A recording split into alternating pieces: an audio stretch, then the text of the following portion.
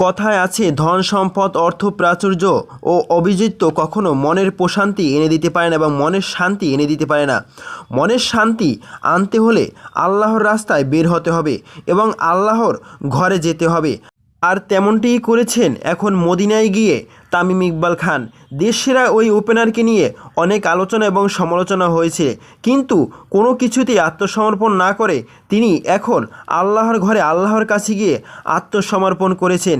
তিনি যে একজন মুসলিম এবং মুসলিম পরিবারের সন্তান সেটি তিনি প্রমাণ করে দিয়েছেন এবং অর্থ অহংকারের প্রাচুর্য তার মাঝে নেই, লোভ লালসা তার মধ্যে নেই, সেটি তিনি আবারও প্রমাণ করে দিলেন। বিস্তৃত থাকছে প্রতিবেদনে। ক্রিকেট মানেই টাকা, ক্রিকেট খেলা মানেই একটা সুনাম, ক্রিকেট খেলা মানেই অর্থ উপার্জন করা, আর ক্রিকেট এখন একটা ব্যবসায় পরিণত হয়েছে। কিন্তু যেখানে মাশরাফি সাকিবরা অন্য পথে হাঁটছেন, রাজনৈতিক দিকে হাঁটছেন, আর সেখানে ব্যতিক্রমী তামিম ইকবাল খান, আর তখন তিনি আল্লাহর রাস্তায় বের হয়ে গেছেন, আর তিনি এখন মদিনাতে অবস্থান করেছেন। ইতিমধ্যে বাংলাদেশ ক্রিকেট বোর্ড বিসিবির কেন্দ্রীয় চুক্তি থেকে তিনি নিজেকে সরিয়ে নেওয়ার অনুরোধ করেছেন এবং নিজেকে সরিয়ে নিয়েছেন, কারণ তিনি এখন আল্লাহর রাস্তায় সময় দিতে চান।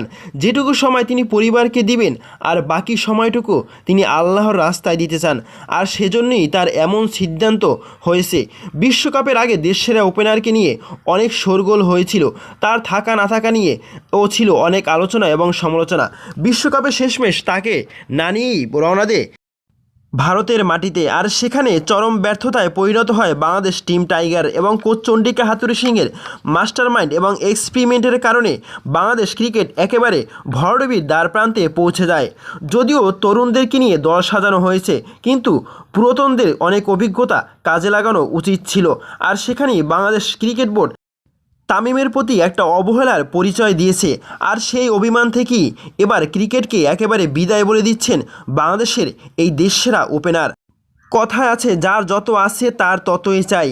দেখুন, সাকিব এবং মাশরাফি বিন মুর্তজা তাদের অনেক আছে, তারপরও তারা রাজনীতির মাঠে নেমেছে এবং রাজনীতি করে অনেক অর্থ উপার্জন করতে চাচ্ছে, আর সেখানে অনেকটাই ব্যতিক্রম আমাদের তামিম ইকবাল খান। তামিম ইকবাল খান এখন নিজেকে ধর্মপ্রাণ একজন মুসলমান হিসেবে প্রমাণিত করার জন্য তিনি এখন মদিনায় গেছে আল্লাহকে রাজি এবং খুশি করার জন্য, আর এটাই আমরা দেখতে চেয়েছিলাম। এমন দৃশ্যটা দেখাও অনেকটা সৌভাগ্যের। প্রিয় দর্শক, আপনি কি মনে করেন তামিম ইকবাল খান যে কাজটি করেছে সেটি ভালো করেছে অত্যন্ত, নাকি খারাপ করেছে?